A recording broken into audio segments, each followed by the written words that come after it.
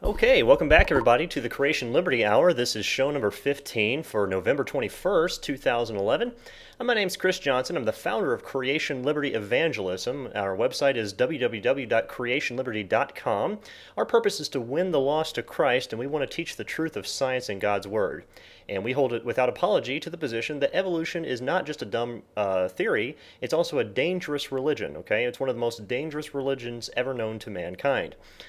And if you're watching this for the first time, or you're watching a recording of it from YouTube, you're always welcome to join us every Monday at 7 p.m. Eastern Standard Time at creationliberty.com. You can join us in live chat, and you can post your questions and your comments, and we'll talk about questions and comments during our podcast. So a quick note for those of you who missed last week's show and it didn't come up, I'm sorry about that. The recording got corrupted on Ustream. There's really not much I can do about that.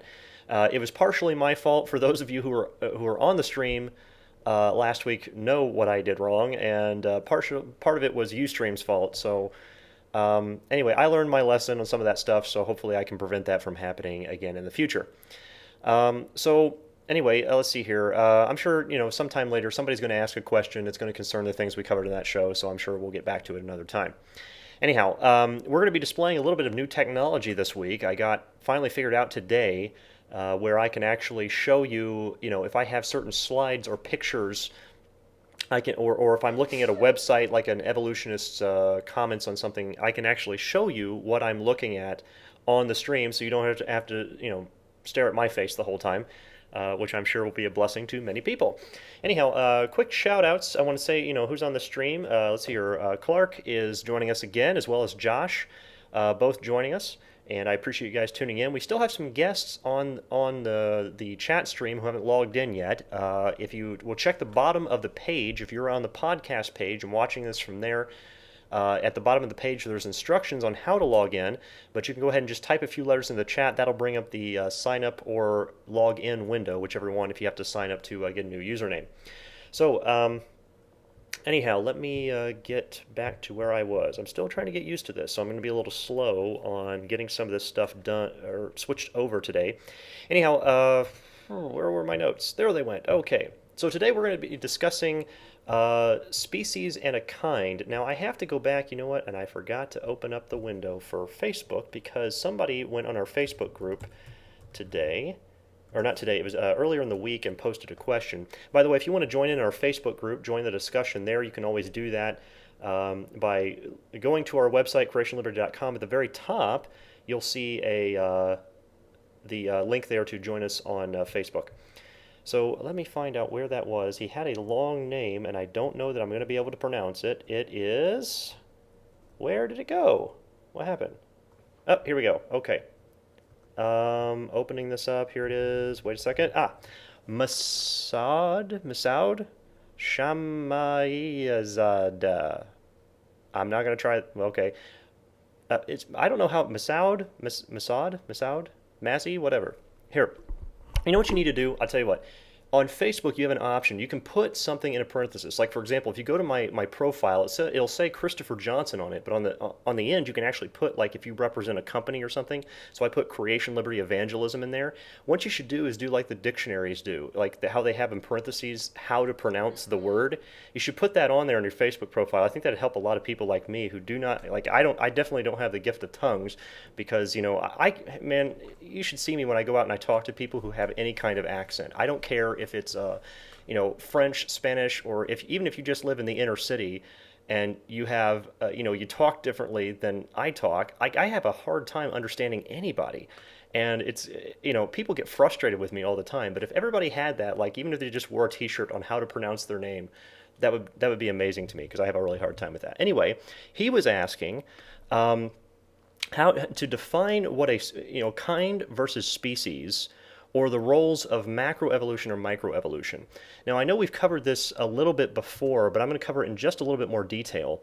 Let me go ahead and open up a section where I start to cover some of this, and this is going to be my first time doing this. I'm going to open up a screen here, and we'll see if you guys can see it. Here we go, and I do this and this. So right now you guys should be able... Yeah, there we go. Now you guys should be able to see this. This is part of my seminar number 4 that I cover, and I even have my little arrow pointer here so you can see what's going on. I'm hoping everybody can see this because I can't actually see the chat while I'm doing this, so I'll have to come back to it in a minute. But where they say that there's millions of pieces of evidence for macroevolution, that is simply a lie, and that's what we're going to cover some of that right now. And so I start off talking about how Charles Darwin, age 22, he's fresh out of school. He had a degree in theology. He did not have a science major. A lot of people, especially Christians especially, think he was a scientist. Now, you can be a scientist without having a degree. And so, if he studied, birds and insects like he did, yeah, you could call him a scientist, absolutely. Those who study science or perform experiments on it can be called a scientist, okay? But today, for some reason, they think if you don't go to this school and get this piece of paper that said you got $50,000 in debt, then you can't be a scientist. That's what they keep saying. But they have to understand that Charles Darwin his official degree was in theology. And one of the books he brought on board with him was Principles of Geology by Charles Lyell. We actually discussed that, I can't remember, last week or the week before. We actually discussed that in detail. That may have been last week. So those of you who have missed that, we'd have to go over that again. But Principles of Geology by Charles Lyell, and that book corrupted him. He even wrote, he said, "Thus disbelief crept over me at a very slow rate, but at last was complete." He said, basically, he slowly lost his faith in the Bible. And by reading Charles Lyell's book, okay, and Charles Lyell hated the Bible in all sense of the word, as we discussed last week. And I still need to update some of my references on here. I'll get better references on this slide in the future. But The Origin of Species, it was the book that Charles Darwin wrote, okay? But we need to fully understand some of the intentions of writing this book are in the title. You'll see that The Origin of Species, the extended title to his book was The Origin of Species by Means of Natural Selection. But the entire title to his book is, and this is from one of the originals, it says The Origin of Species by Means of Natural Selection, or The Preservation of Favored Races in the Struggle for Life. Okay, because racism was a really popular idea at that time, and evolution just poured fuel on the fire. Now, keep in mind, we discussed this in another podcast, but evolution is not the cause of racism. Okay, racism has been around for thousands of years, but evolution helped justify racism in people's minds. So it was a really popular theory when it came out. So, and Charles Darwin did dedicate his book to Charles Lyell. Okay. And that's from all this here. We can take a look at that later. Anyway, I'm going to get on to the point. He sailed around because if this boat was going around the world, it was, checking out all sorts of things. And there was, I forget what the actual purpose of it was. I don't remember right off the top of my head. Anyway, this textbook is showing the path that he traveled, this HMS Beagle, which sailed, all the way around South America. And as it came back up north of South America, you're going to see right over here is this little place called the Galapagos Islands. Now, I circled it in red there. I keep forgetting that I do some of those things. Anyway, and they bounced around to all these different islands. They were checking things out. Now, Charles Darwin was studying the birds. Now, I've heard he basically hated birds. Now, he studied them, but he hated them because from what I've only heard this. I don't know if this is true because I've never really seen the references to verify this. But I've heard that he liked worms. He was a little bit of a strange guy. He liked worms. So he would shoot birds because he liked worms. I don't know. Anyway, he's checking out all these different birds on the Galapagos Islands, and he counted 14 different varieties of finches on these different islands. So according to this textbook, this is a 2004 Holt Biology textbook, he noticed a 1/10 of a millimeter difference in beak size of finches from wet years to dry years. I will repeat that. That is a 1/10 of a millimeter difference. That's it. And from this, he concluded in his book that the birds and the bananas were related. Now, some people might be laughing at this, but look, and saying, or other evolutionists saying he didn't say that. Yes, he did say that. It's in his book on page 170. It says, "It is a truly wonderful fact that all animals and all plants throughout all time and space should be related to each other." That is exactly what he just said, okay?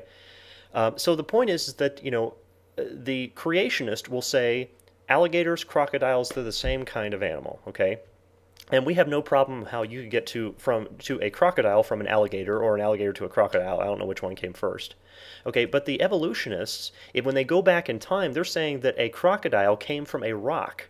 So we go from an alligator to a croc. They go from a rock to a croc, and it's definitely a croc. So let's take a look at this. This textbook uses what we call bait and switch. Okay, I actually had to respond to a guy on YouTube today about doing this very thing. This textbook calls evolution change over time. Hey, I can agree with that. Change over time, okay, things change. Okay, I can agree with that because things do change. That's an observation, okay? Then later on it says there's no doubt that living things have changed over time. Okay, I can agree with that. Living things do change. Okay, now, but I believe the changes are limited. But then it goes on, it says evolution can be defined as a change in species over time. Now we're getting a little bit more specific, okay? And what they do is they will bait the kids in to believing that evolution is just change over time. Then they switch the definition on them and they say, okay, well, these species can change. I believe that, depending on how you define the term species, that species can change. But those changes are limited. You can't go past a certain type, okay? But the macroevolution, the species change over time, macroevolution is what they're implying here. And they go on to talk about macroevolution later on in this book. Now that's the problem I have, is where they keep changing the definition. They'll say evolution is science. Well, what do you mean by evolution? And that's what we really have to get into. Now, roaches might become resistant to pesticides. That's true, but they will never become resistant to a sledgehammer. Okay, there's a limit to the changes. And so the creationists will sit back and they'll look at dogs and they'll say, okay, we get a wide variety of dogs, but we would conclude that those dogs came from a common ancestor, a dog. And then you look at all the roses in the world and you say, okay, they probably came from a common ancestor. I would say it was a flower. But the evolutionists will look at these and say that, well, if you give it billions and billions of years, they came from a rock 4 billion years ago. Now, that is not science, folks, okay? That's a lie. Now, of course, we have different varieties of horses, zebras, donkeys, and horses, but they probably did have a common ancestor. It was a horse. And you have all sorts of types of horses. There's really big horses and there's little horses. But it's still a horse, okay? It didn't change into any other kind of creature. So the Bible says that they bring forth after their kind. So what the evolutionists do, and it says this over and over in the first chapter of Genesis, I think 10 different times in the first chapter of Genesis, it says they bring forth after their kind. So I think God was trying to get a message across to us. They bring forth after their kind, okay? So what the evolutionists do is they try to take the word species and apply that to the Bible, okay? That they bring forth after their kind. They say, well, species change. I know, but the Bible didn't say anything about species. It says they bring forth after their kind. So anyway, I go through all the ones listing there. Now, this is a definition from the Biology Online Dictionary. You can go look at this at biology-online.org. You can go look this up. It says an individual belonging to a group of organisms or the entire group itself having common characteristics and are usually capable of mating with one another. That's what they define as species. But let me break this down for you. For the average person that's not looking at this, they're just going to walk right past this and not see the problems with it. But let me break this down for you.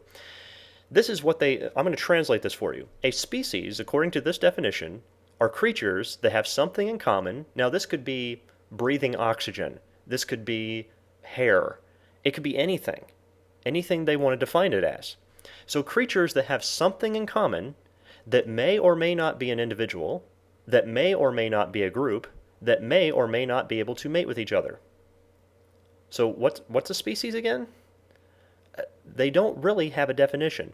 I'm going to tell you right now that any evolutionist you talk to, actually let me break this down for a minute. I want to talk to the people.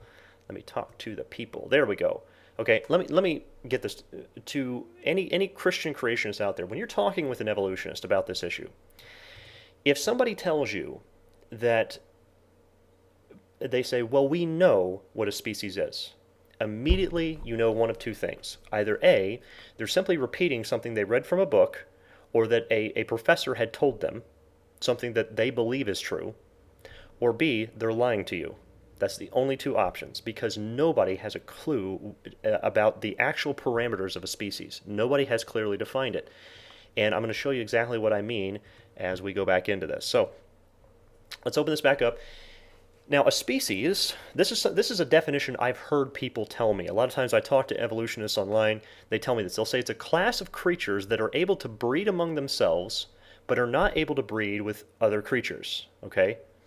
But then I tell them, well, a dog, a wolf, and a coyote are classified as different species. You have, this is Canis domesticus, Canis lupus, Canis latrans, okay? You can go look them up. They're classified as different species, but yet they're all interfertile. So, what's a species again? And that's a very interesting question because here, now this is the Macroevolution Online Biological Dictionary. Their website is macroevolution.net. You can go look them up. And this is what they said. At least they were honest. And I really do commend some of the evolutionists that are honest about this and at least admit it that they don't know. It says there is no general consensus among scientists concerning how to decide whether any given group of organisms should be so treated, since there is no general agreement on the definition of the word species. Hey, at least they're being honest. I agree with it. There is no general agreement on that because they don't have the parameters set down. And Dr. William Moore, he was in a debate with Dr. Kent Hovind. This was at Wayne State University, September 24th, 1998. He was asked, would you please give us a definition of the word species? You know, what is a species? Would you explain that to us? Here was his response. He said, this is my area of research, and to be honest with you, I don't know. Now, the guy's a 35-year tenured evolutionary biology professor at Wayne State University. You'd think after 35 years of teaching the subject and attending, I mean, this guy attends national, scientific meetings and all this stuff. You'd think this guy would know what a species is, but at least he was honest to say we don't really know what it is, and that is evolutionists being honest with you, and that's something that I very much commend them for doing that. But again, a lot of times this is not admitted by your average evolutionist. You're going to get on YouTube or Twitter or something like that, where they're just kind of like harassing people. They're not going to admit it because it gives credibility to evangelists in the Bible and fundamentalists who are saying, look, they don't know exactly what a species is. So you can't accuse people of saying, well, you don't know what a kind is. You can't break that down properly when you don't know what a species is either. I mean, it's people pointing fingers at each other, and we got to stop and say, wait a second, we don't really have a clear definition on a species. Now, a kind, I would say we have a better definition. Now, we don't have it actually nailed down. In 95% of cases, you can tell what a kind is, okay? But like this is, for example, these are 3 different variations of tiger that were all born to the same mother. You have a brown, a gold, and a white Bengal tiger all born to the same mother. And sometimes this is a good example of what we call genetic variation, okay? But that genetic variation is not going to change a fish into a tiger over, I don't care how many trillions of years you want to give it, it's not going to change that. And so that's something else. We'll have to get past that and go back to this. So my point in saying this and bring up the subject is because, we don't really have a good definition of species. That's why I wanted to show you that.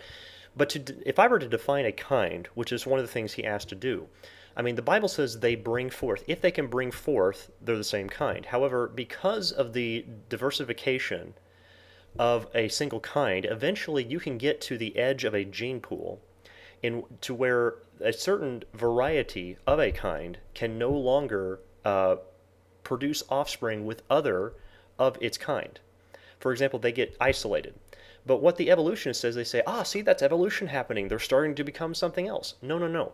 You see, that same kind is not, or that same variety is not, either if it lasts, it's going to stay exactly right there. It's not going to mutate any further. Or it's going to mutate to a point to where it's no longer going to be, viable for life, and it's eventually going to die off. That's why we have things that die off under certain conditions. So the point is that they believe that these minor changes are going to go far and beyond the original kinds, where the Bible says that can't happen. And so far, all the observations we have, dogs produce dogs, horses produce horses, bears produce bears, turtles produce turtles, that's what we see. Now, why are we trying to go beyond science in the public school system to say that something, that is a bear can produce something that is not a bear, or that something not a bear can produce a bear given millions of years?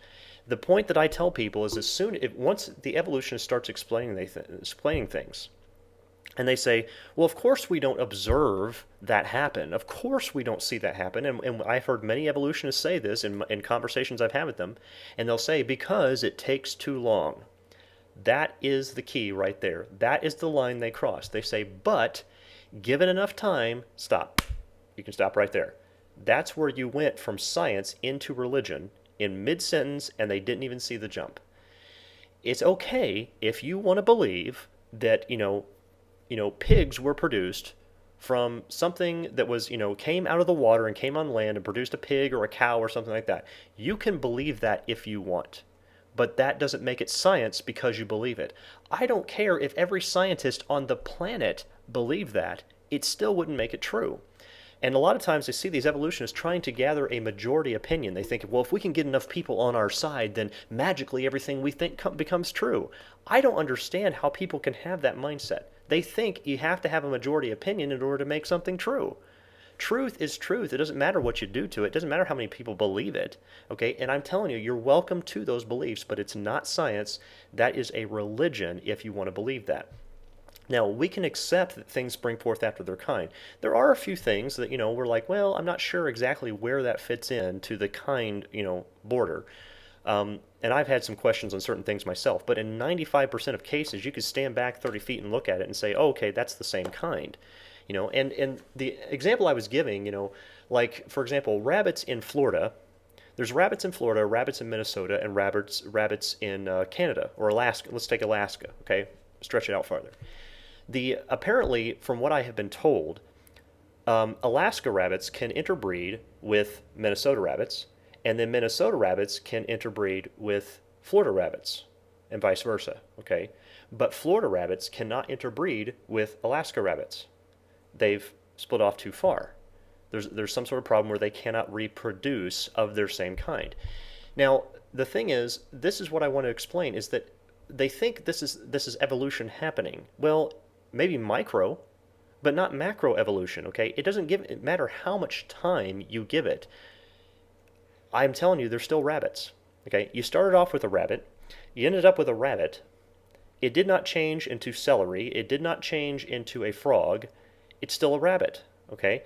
And that is not macro evolution. That is not it, okay? And that's not a really good argument for evolution in general. And I think that's kind of really pathetic that they use that. So if you're looking for the definitions between species and kind, I would highly encourage Christians and creationists to stick with the biblical term kind. I think that's where you're going to be safest. If God used that term, I think we ought to use the term too. Now, the kind, some people, I've heard some creationists say, well, the kind is more like what is classified in modern science as the family. Which I've said, well, that's a possibility, but still, I don't trust a lot of the modern interpretations and modern definitions, in some cases.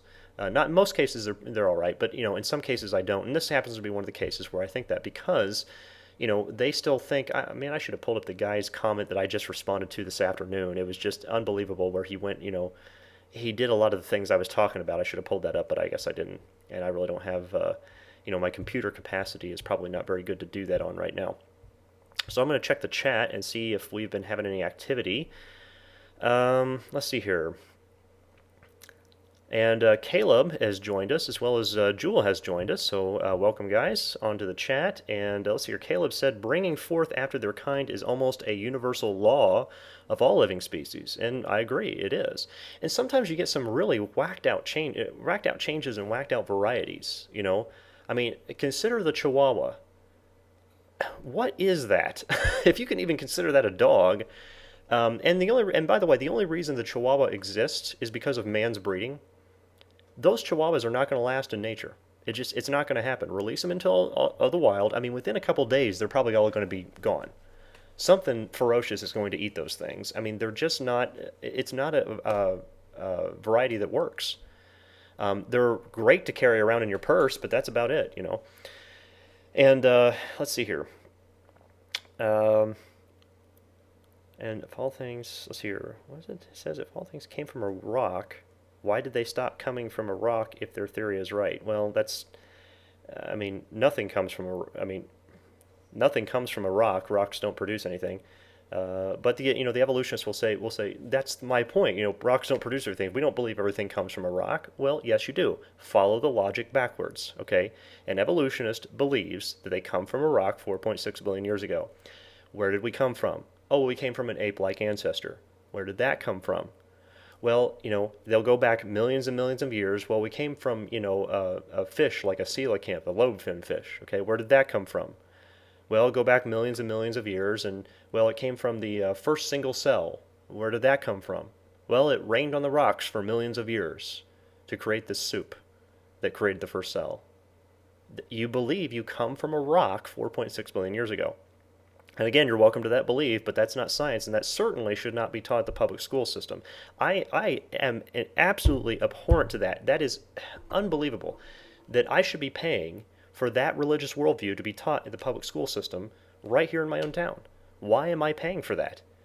That's something that ought to be stopped, okay? And evolutionists ought to make sure that is stopped. If we're not allowed to teach religion in the public school, which is what they're always arguing against, then get your religion out of the school too. I'm not going to pay for yours either. Anyway, let's see here. We're looking at some more questions.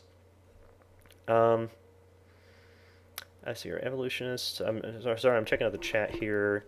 Evolutionists would say, if you guys have questions or comments, now's the time to put them if I'm going to read them on here. I'm reading through a few of them now. Clark, I don't think, when you're asking about the Greek origin of the word kind, Genesis wasn't written in Greek originally. So if you're looking for origin of words, you probably want to go to Hebrew. That'd be where the word kind was originated from. I don't know if... I actually haven't looked that up. But the word kind, I mean, if you're talking about where was the origin of the word kind, it's in the Bible. You don't go past 6,000 years ago, and that's when God created the word kind. So I would say that's where it was originated from, because God's the author of all languages. So anyway, let's see here. Oh yeah, he says Hebrew, my mistake. Yeah, and maybe just, a lot of us are so focused on New Testament stuff, we say Greek all the time instead of Hebrew. We forget about that sometimes, I understand. And let's see here. And if things evolve from rocks, what's the purpose of reproduction? There's actually even better question along with that, because Jewel asked that one, and if things evolved from rocks, what is the purpose of reproduction? My question is, why would sexual reproduction ever come into existence? That's a fascinating question. I've never heard any good answer from an evolutionist. They tend to stay away from that one as much as possible.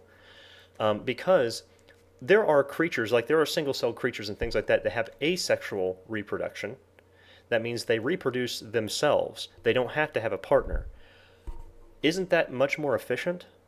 Isn't it safer to do asexual reproduction? Why would sexual reproduction ever have come into existence?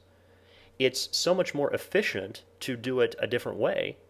But you see, the only real explanation you can have for sexual reproduction is in the Bible when God created female. When he created woman, okay? He created, he created them male and female from the beginning, and that's the way he intended to have it be. So I've never heard an evolutionary explanation for that one, and if they tried, it's really going to be comical. If somebody has one, send it to me. I would love to see it on a website or something like that and read through it. That would be comical. I mean, we will actually take a whole podcast just to go over their response, because I'd certainly like to hear it. There'd be an awful lot of religious statements in there that we could really point it out. He says, let's see here, Caleb says that an evolutionist would say it's for survival of the fittest, for reproduction. And survival of the fittest is it's what we call a tautology. If you don't know what a tautology is, it's a sentence that means nothing. Survival of the fittest is a tautology. It's a sentence that means nothing. And it's also circular reasoning. So if you say, why did it survive? Because it's the fittest, of course. Well, how do you know it's the fittest? Because it survived. It's a sentence that means nothing. They say, it's here, therefore it's more evolutionary evolved. I mean, if you don't see mysticism in that, I don't know if I can help you, because that is pretty much it. So, anyway, it doesn't look like we have any more questions or anything from the chat room right now. I thought what I'd do towards the end of this here, we are going to check out Lorraine's hat in just a few minutes here, but I wanted to also see if I could pull up something while I have it here, because I remember last time while we were off the stream, we weren't actually recording, there was a person that was asking questions through someone who was watching the stream. He wasn't actually on his own computer, but he was asking some questions through there, and he had mentioned about the cowboy boot that they found, because that one's kind of famous now, actually. And let me go through. I think I've got a picture of it here. Yes, I do. I do have a picture of it. I'm going to switch this over and put you guys on so you can see some of the photographs of this. These are some of the petrified things they found, like a petrified pickle. Here's a petrified hat. This is the petrified cowboy boot with the cowboy's legs still inside it. We'll discuss that in just a second. And this is a petrified dog inside of a tree trunk that's in display in the Southern Forest World Museum in Waycross, Georgia. If you're ever down in Georgia, you can stop by and see this. They call him Stucky. What else are you going to call it? But anyway, the petrified cowboy boot, if you'll notice right here, I've got my pointer here. If you notice right here, you'll see that first of all, we noticed that the leg was snapped off, but you'll also notice that the bone is actually shoved. I mean, when people who have analyzed this thing, the bone is shoved down into the boot, like it's compacted. And what we were talking about off stream was that the cowboy, from what they had analyzed, they said they suspected he probably had to have fallen from a great height. So, I mean, some people have estimated he may have fallen, off a cliff into a small creek or something, and it actually snapped off his leg when he got down to the bottom, which would be horrifically painful. And I'd be surprised if the guy died. No, be surprised if he didn't die. Excuse me. But it's all the bone is all squished into the boot, indicating that there was a lot of impact when that happened. And if you have something like this that's in a creek, I mean, in running any kind of object like this in running water is going to petrify very quickly. So it's possible that that's what happened. Nobody really knows for certain, but for him to have fallen from a great height is about the only way that you can explain that kind of thing. And there's also other things. Maybe I'll just keep this up here. I was talking to you guys about how they find petrified sacks of flour. And the whole purpose of putting this on here is because when I was in high school, I mean, I was taught that it takes millions of years for things to petrify. And I've asked this to many people, in high school. When I go and speak somewhere, I'll say, raise your hand if you were taught it takes millions of years for things to petrify. And many hands go up. And so the evolutionists keep saying it doesn't take millions of years for that to happen. And my question is, why does it keep getting taught then? So I have to go back and correct people. It doesn't take that long. This is petrified sacks of flour. It cannot take millions of years for this to petrify because it's going to break down long before it petrifies like this. And this is a museum that's actually got it right. It says it is commonly believed that petrification is a process taking millions of years. Not true. Under ideal conditions, petrification can take place in as few as 3 weeks. And from what I've read, farmers actually used to have a recipe on how to petrify wood, because the wood's, it's much stronger if it's, turned to stone like that. So they could actually carve in certain shapes and then, or certain structures that they want to fit and then turn it to stone. There actually used to be old recipes on how to actually do that, what to set it in. But these are toadstools turned to stone. Acorns, petrified acorns turned to stone. So there's a lot of things like that that turn to stone in a real big hurry. And you don't have to take millions of years for those things to happen. That's just, some of the stuff that they, keep teaching in the public school textbooks because they have to convince people the earth is millions of years old. That's the only way they get rid of thou shalt not in their lives. And so I'm gonna check out the chat room again, see if we have any questions over discussing that. Let's see here. Jewel asks, were they able to determine the age of the boot? Not that I have known. I mean, and technically, I mean, you do have to have organic material to test the age of something, but at the same time, what testing method are you going to use? You're going to use carbon dating? Well, carbon dating, I mean, we talk, I have a whole article on that where carbon dating is not reliable or anything like that. The only way you're really going to be able to tell the age of that boot is probably by the threading used and the type of design used in the cowboy boot. And you would have to find who the manufacturer was, but then you'd also have to find out if it was done by a particular manufacturer or if it was just, a custom made from somebody that didn't really have a name. But the boots, yeah, I know and you're right. And Jewel says here that boots used to be made by hand. That's absolutely true. What I mean by manufactured would be if there was a larger company producing these, because sometimes you would have, I mean, in larger cities you would have still, larger manufacturers where they make lots of these, and they would have multiple people making these things. At that point, just like for example, the pickle jars. Like for example, when I showed you the petrified pickle, the pickle jar itself has numbered labels on it to where you can actually go back and find out when it was manufactured. so when they used to do that, they did those kind of things. And I understand this is, even cowboy boots like this were being produced during the Industrial Revolution. So I mean, we can't tell.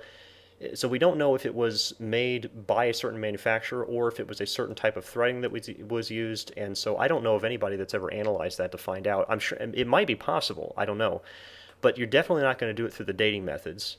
And even then, I don't even know if they can date something that's actually been petrified completely. As far as I understand, you have certain types. You have, your basic organic material. You have permineralization, which is the beginnings of petrification, where minerals start to get into the tiny microscopic cracks and crevices of the object, and eventually the whole thing turns completely to stone. So it's a gradual process that happens like that. So anyhow, let me see if I had something else here. Did anybody ever have any questions or anything else you wanted to post? Because I think I've gotten to everybody's post. Did I miss anything? Somebody say something if I missed something that somebody had posted. I think I got something. Okay, so anyhow, let's see here. Well, somebody says 1 sec. Somebody is posting another question now, so I think I will try to wait on that one and see if I have something else on here. I don't know that I have any other pictures of the petrified process, but petrification is really a fascinating subject, and we could talk about that because the petrified trees they find throughout all the world connecting the different rock layers proves those rock layers are not millions of years in age. And I might come back next week and show you guys the pictures of that because that's really fascinating. And Clark says, kind of off topic, are there any transitional fossils? Transitional fossils? No. There are no transitional fossils. If you're talking about, transitional fossils between the kinds, yeah. If within the same kind, if you have, one, you might have you find a fossil of a grizzly bear and a fossil of a panda bear or something. I'm sure they probably find something like that.